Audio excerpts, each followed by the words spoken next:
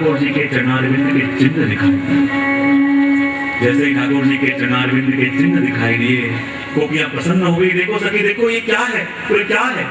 बोले अपने प्रभु के चरणारविंद के चिन्ह है। प्रभु अपन से जरूर स्नेह करते हैं, प्रभु हमारी फिक्र रखते हैं, प्रभु को भी हमारी चिंता है कि कहीं गोपियां मेरे वियोग में रो रो के मर न जाएं। इसलिए देखो प्रभु अपने चरण चिन्ह यहाँ छोड़ के गए, जो देख के गोपियों को ये पता चल जाए कि मेरे प्रभु इस मार्ग पे गए हैं और हम जाके प्रभु को मिल लें। इसलिए तो प्रभु चरण चिन्ह छोड़ के गए। और सखी कहती है, देख सखी तूने प्रभु के चरण चिन्ह तो देखे, पास में देख ये क्या है। और जहाँ पास में दृष्टि पड़ी, क्या देखा कि जहाँ ठाकुर जी के चरण चिन्ह थे, बराबर पास में ही किसी और सखी के भी चरणों के चिन्ह थे। और जब ये दर्शन किया, गोपियों से सहन न हुआ। गोपियां कहने लगी कि हे प्रभु, आप हमारे बीच में से अकेले पधार गए होते तो कोई फिक्र नहीं थी, पर प्रभु आप अकेले नहीं गए, पर हम में से किसी एक सखी को अपने संग लेके गए। सखी कौन होगी? अनयाराधितो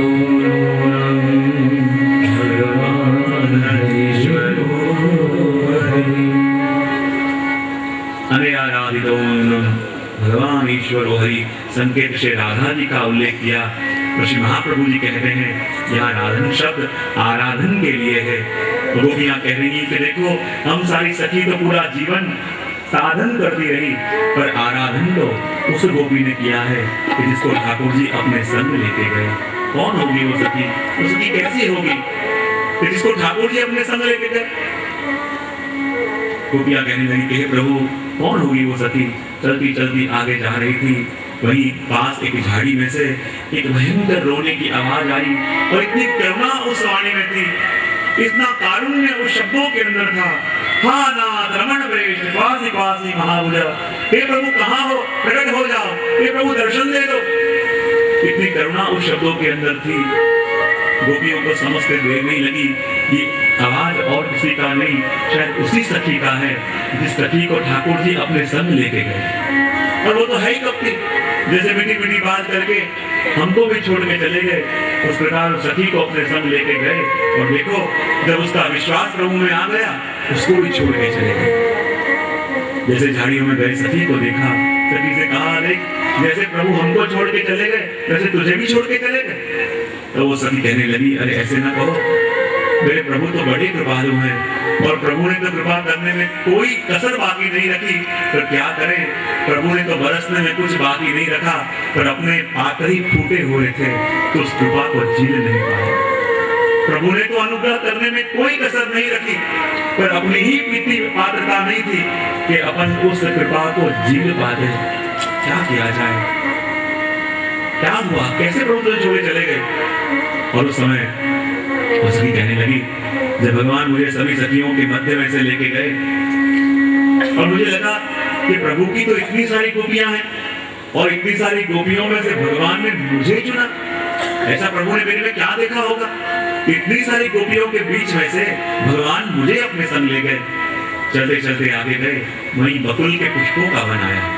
सखी कहने लगी, मैंने प्रभु से विनती करी कि हे प्रभु, मेरी ऐसी इच्छा है कि आपको मैं यदि इतनी प्रिय हूँ, जैसे करो ये बकुल के जो सुंदर पुष्प हैं, आप अपने हाथों से तोड़ो, उसके अपने हाथों से गजरा बनाओ और मेरे केश में अपने हाथों से गजरा दीजिए। और सखी का मनोरथ पूरा करने के लिए ठाकुर जी स्वयं मुझे हुए पुष्पों को तोड़ा, अपने हाथों से गजरा बनाया। लेकिन जहाँ उस सखी के केश में लगाने गए, तकलीफ हो गई। सखी कहे, यदि गजरा लगाने के लिए आप मेरे पीछे आओगे तो आपके दर्शन मुझे कैसे होंगे? मैं तो आपके दर्शन करे बिना एक क्षण नहीं रह सकती। तो प्रभु ऐसा कोई उपाय करो कि आप मेरे केश में गजरा लगा रहे हो और मुझे आपके दर्शन भी होते रहे।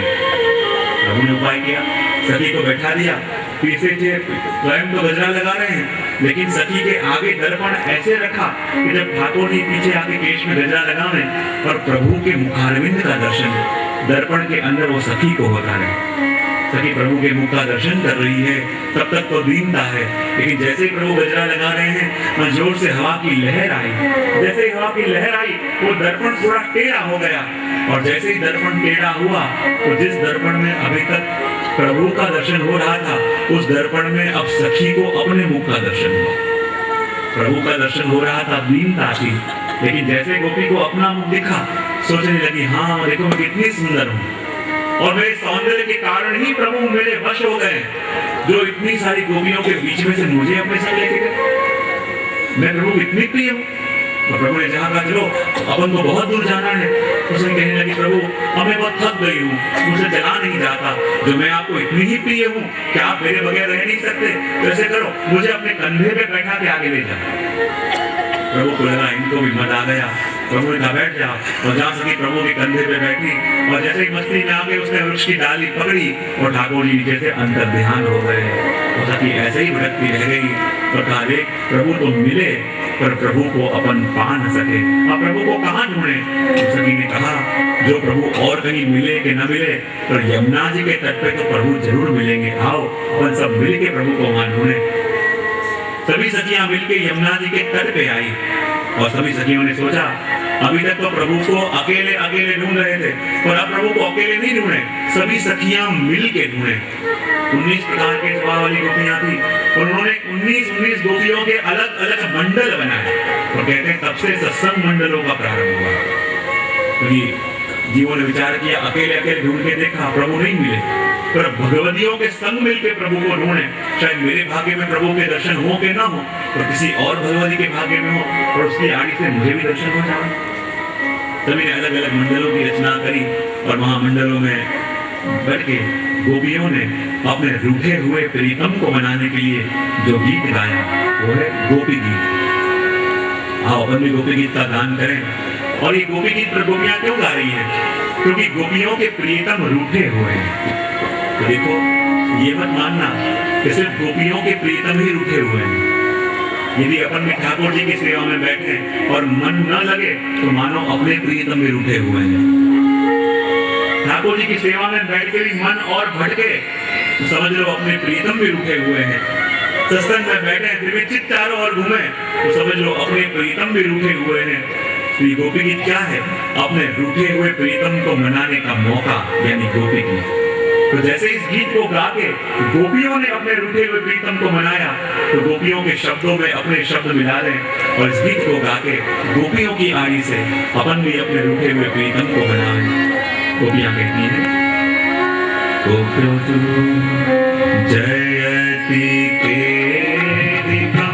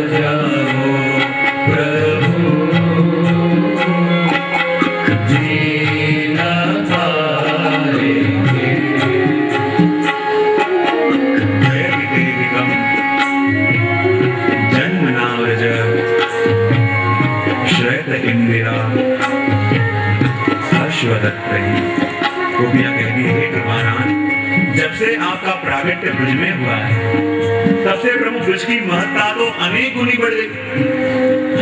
भगवान कहते हैं मेरा प्रागट्य ब्रज में हुआ तब से ब्रज की महत्ता बहुत बढ़ गई। बहुत बढ़ गई यानी किसके आगे बढ़ गई? प्रभु आपके वैकुंठ से भी अधिक बढ़ गई। भगवान ने कहा क्या बात कर रहे हो? मेरे प्रागट्य ब्रज में होने से क्या ब्रज की महत्ता मेरे वैकुंठ से भी बढ़ गई? बोले हाँ। बोले ऐसा तुम्हारे ब्रज में क्या है जो मेरे वैकुंठ में नहीं है? गोपियों ने कहा बताओ प्रभु, क्या आपके वैकुंठ में कभी आपका जन्मोत्सव मनाया जाता है? भगवान ने कहा नहीं, मैं तो अनादिकाल से हूँ, लेकिन प्रभु हमारे ब्रज में तो आपका जन्मोत्सव मनाया जाता है क्योंकि वहाँ आपको प्रागट्य लेना पड़ा है। अरे प्रभु हमारे ब्रजवासियों के पास वो वस्तु है जो आपके वैकुंठ में कभी नहीं आ सकती। भगवान ने कहा कि कौन सी वस्तु?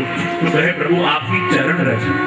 जिस चरण रज के लिए ब्रह्मादि देव तरसे, वो चरण रज लेने के लिए ब्रह्मादि देवताओं को भी ब्रज में आना पड़ता है, वो वैकुंठ में प्राप्त नहीं है।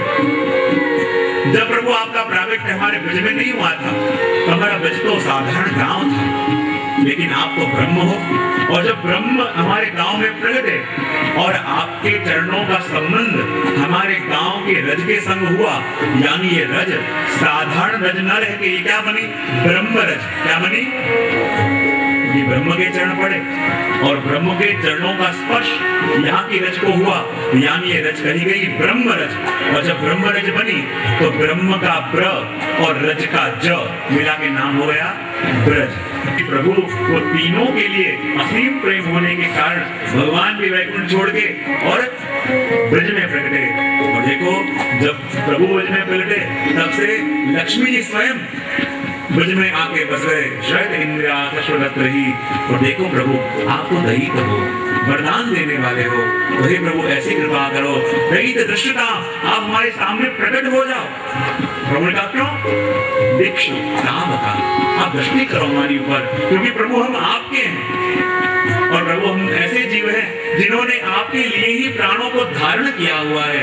हे प्रभु कृपा करो, सामने पधारो, अपने दर्शन देके हमारे प्राणों को बचा लो। हे प्रभु सामने प्रकट हो जाओ। प्रभु न माने तो आगे गोपियां कह रही है,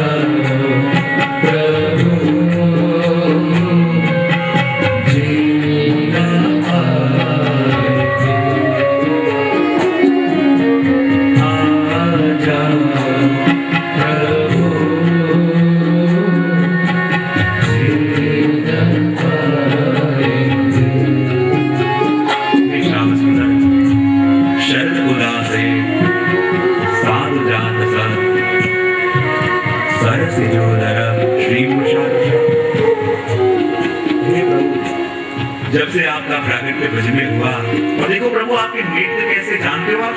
तो कैसे? शरद उदास है, जैसे ही शरदकालीन ऋतु के अंदर सरोवर निर्मल हुआ, उसमें एक सुंदर कमल खिला, और जब आपने इस दृष्टि से उस कमल को देखा तो दृष्टि मात्र से कमल की शोभा को भी आपने हर लिया। ऐसे आपके नेत्र हैं। और कमल की शोभा यानी क्या? कमल की शोभा यानी कमल जिसका आसन है, ऐसे लक्ष्मी जी वो भी आपकी इस दृष्टि से खींच के वैकुंठ छोड़ के ब्रज में आके बसे हैं। और देखो प्रभु, उसी दृष्टि से जब आप हमको देखते हो तो हमको ऐसे नहीं लगता आपने हमारी ओर दृष्टि करी। प्रभु हमको ऐसे ही लगता है मानो कामदेव ने अनेक अनेक बाण हमारी छाती में भोग दिए हो। प्रभु ऐसी पीड़ा हमको होती है। और चाहे दुनिया के लोग कहते हैं कि भगवान ब्रज में कोई शस्त्र हाथ में लेके नहीं घूमते, तो यही तो प्रभु का सबसे बड़ा छल है, क्योंकि प्रभु आपके पास तो ऐसे घातक शस्त्र हैं, ऐसे घातक शस्त्र हैं जो बेचारा घायल हो, बेचारा न तो जी पावे न मर पावे। भगवान ने कहा ऐसे घातक शस्त्र मेरे पास कौन से हैं? सखियों ने कहा एक तो प्रभु आपकी दृष्टि, और आंखों के ऊपर जो ये प्रभु दो भ्रमर है ना, ये भ्रमरों का आकार देखिए, ऐसे लगे जाने ये दो भ्रमर नहीं पर दो धनुष्मान लेके आप घूम रहे हो। ठाकुर जी की भंवर का आकार कैसा है? मानो दो धनुष्मान हो, और ऐसे भंवर जैसे धनुष जैसी भंवर है। और उन नेत्रों से जब आप हमको देखते हो तो ऐसे नहीं लगता कि आपने देखा, ऐसे लगता है नेत्रों से तीर मारे और हमारी छाती के आर पार कर दिया। ऐसी पीड़ा प्रभु हमको होती है। और देखो प्रभु आपके अधर आपके अधरों का आकार भी कैसे है, मानो वहां भी आपने धनुष धारण किया हुआ है। और ऐसे अधरों से जब मीठे मीठे शब्द आप बोलते हो तो हमको ऐसे नहीं लगता हम आपकी वाणी सुन रहे हैं, ऐसे लगता है आपके इस धनुष जैसे अधरों से एक एक तीर छूट के हमको लग रहे हो। और ऐसी क्रिया प्रभु हमको होती है। और देखो प्रभु, तीर से भालों से किसी को मारना वो तो अपराध है, लेकिन अपने निजनों को दृष्टि से बेंध देना वो प्रभु सबसे बड़ा अपराध है। और प्रभु आपने हमको दृष्टि से मारा है। हम प्रभु यही विनती आपको करती हैं कि कृपा करके उसी दृष्टि का दान आप हमको दो और हमको प्रभु जिवा दो। कि प्रभु आपको तुरंत ना करो, संबोधन करती है। क्यों? क्योंकि प्रभु आपसे हम और कोई अपेक्षा नहीं रखती, हम तो आपसे प्रेम चाहती है, इसलिए तुरंत नाथ कहा। आप तो वरदान देने वाले हो, इसलिए वरद कहा। और हे श्याम सुंदर, जानते हो हम तो आपकी अशुल्क दासियां हैं, हम आपकी सेवा करती हैं और बदले में कुछ चाहती भी नहीं। प्रभु ने कहा, बताओ गोपियों, मैं तुमको कोई सेवा दी है? बोले नहीं। यदि मैंने तुमको कोई सेवा दी नहीं है तो तुम मेरी दासियां कैसे हो गई? क्या बता प्रभु, आपकी दृष्टि ऐसी है कि जब भी आपके पास आवे और आपकी दृष्टि हम पे पड़े तो और कुछ कामना न जागे, बस यही कामना जागे कि बस आपकी सेवा करते रहो। भगवान कहते हैं यदि सेवा करने का मन हो तो उसके बदले में कुछ ले लिया करो, ताकि मुझे सुनाओ तो नहीं कि हम अशुल्क दासी हैं, कुछ लेती नहीं। क्या बताऊं प्रभु, मन तो बहुत चाहता है ये मांगे वो मांगे, लेकिन जैसे ही आपकी दृष्टि पड़ती है बस लगता है कि आपसे कुछ नहीं मांगना, बस आपको मांगना है, आपसे कुछ नहीं चाहना, बस आपको चाहते रहना है। ऐसे प्रभु आपके नेत्र हैं। और हे प्रभु, इस दुनिया के अंदर चोर तो बहुत होते हैं, तो जानते हो आप कैसे चोर हो? बोले कैसे? बोले महाचोर।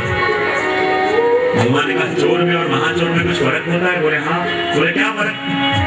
देखो प्रभु, दुनिया के अंदर बड़े से बड़ा चोर होगा तो बड़े से बड़ा चोर भी जब चोरी करने आता है तो अमावस की अंधियारी रात में आता है, और आप तो ऐसे बड़े चोर हो जो चोरी करने भी आते हो तो अमावस की अंधियारी रात में नहीं पर पूर्णिमा की उजियारी रात में आते हो।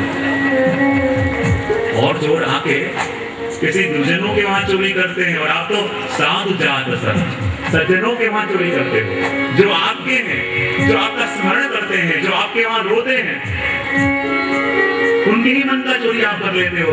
हे प्रभु, कृपा करके सामने आओ, दर्शन दो और हमारे मन का मनोरथ पूरा करो। और फिर भी प्रभु नहीं माने तो गोपियों ने कह दिया, प्रभु यदि आप सामने प्रगटे नहीं तो आपकी सारी पोल खोल देंगे। भगवान डरे, बेचारे इंसान ने कुछ भी किया ना हो उसको भी बोलो कि तेरी पोल खोल दूंगा। विचार करने लगे क्या बताएंगे। भगवान मन में आगे कहे, क्या कहना चाहते हो? और गोपियां कहने लगी, प्रभु चाहे ब्रजवासी जानते हैं कि आप नंद यशोदा के पुत्र हो, पर हम ये जानती हैं कि आप नंद यशोदा के पुत्र हो ही नहीं। भगवान क्या बात कर रही हो? गोपियां कहती हैं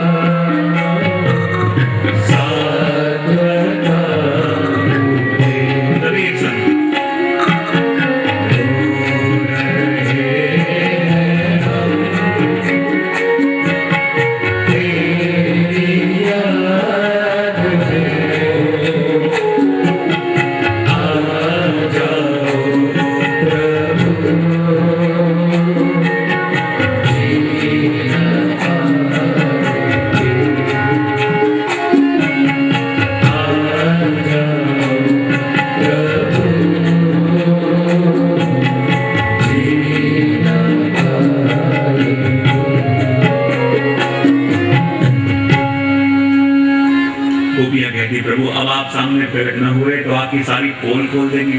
भगवान ने कहा कौन सी पोल खोल दोगी? बोले यही पोल खोल देंगे कि चाहे दुनिया समझती है कि आप नंद यशोदा के पुत्र हो, पर हम जानती हैं आप नंद यशोदा के पुत्र हो ही नहीं सकते। भगवान चौंक गए, तुमको कैसे पता? एक बार तो गोपियां व्यंग कहती हैं और कहती है आप नंद यशोदा के पुत्र हो भी नहीं सकते। बोले क्यों? देखो प्रभु आपका पूरा परिवार, हर एक के नाम में द द द अक्षर आता है, क्योंकि उन्होंने पूरा जन्म पूरा जीवन दिया ही दिया है। देखो नंद द है, यशोदा द, वसुदेव द, देवकी द, दाऊजी द, आपके पूरे परिवार के नाम में द द द अक्षर है, क्योंकि आपके पूरे परिवार ने दिया ही दिया है। पर आपके नाम में कोई द नहीं है, क्योंकि आपने तो लिया ही लिया है। घर घर में जाके माखन भी लिया है, हम गोपियों के मन को भी लिया है, हमारे वस्त्रों को भी लिया है। इसलिए प्रभु आपके नाम में कोई द नहीं है। भगवान ने तो ऐसी बात नहीं है, मेरा भी एक नाम है नंद नंदन, औरों के नाम में तो एक द है, मेरे तो एक से भी अधिक द है। तो गोपियों ने कहा प्रभु बात ठीक है कि आपका भी एक नाम है नंद नंदन, पर ऐसे करना उस नाम को एक कागज में लिखना और फिर देखना तो पता चलेगा कि उस नाम नंद नंदन के अंदर जितने भी द हैं उसके आगे भी न और पीछे भी न नहीं है। तो प्रभु आप देना जानते ही नहीं हो, आप तो लेना ही जानते हो। और इसलिए प्रभु आप नंद यशोदा के पुत्र हो ही नहीं सकते। कहाँ नंद यशोदा कोई यश देवे, कोई आनंद देवे, और आप तो लो ही लो। गुप्त रूप से गोपियां प्रभु के महत्व का वर्णन कर रही हैं और कह रही हैं कि आप जानते हो प्रभु आप कौन हो? बोले कौन है? अखिल देही नाम अंतरात्म दृक्। ये प्रभु आप तो प्राणी मात्र के अंतःकरण के दृष्टा हो। और व्यंग कह रही है कि जो प्रभु आप प्राणी मात्र के अंतःकरण के दृष्टा हो और हर एक जीव के अंतःकरण को देख सकते हो,